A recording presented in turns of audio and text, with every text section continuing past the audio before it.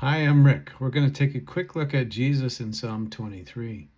Many come to Psalm 23 and instead of seeing Jesus first, they see themselves first. This is a mistake because we ought to see Jesus unless it's clearly written to the believers only when we come to the Old Testament and Scripture.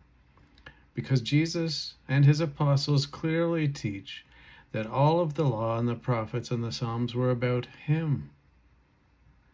Jesus fulfills this psalm, and therefore a believer is delivered from death because Jesus was first delivered from death. If Jesus wasn't delivered from death, all that we would receive is death.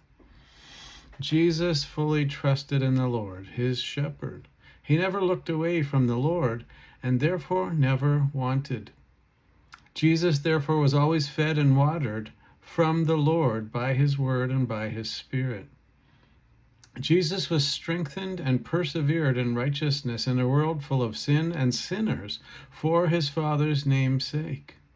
Jesus even walked through the valley of the shadow of death, but when faced with death said, "Your will be done, Father."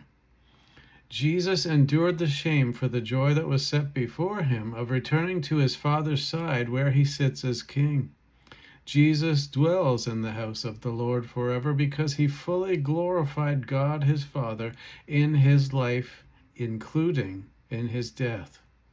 Because Jesus went through all this, you therefore know that God the Father is also with you in the same way when we first see Jesus in Psalm 23.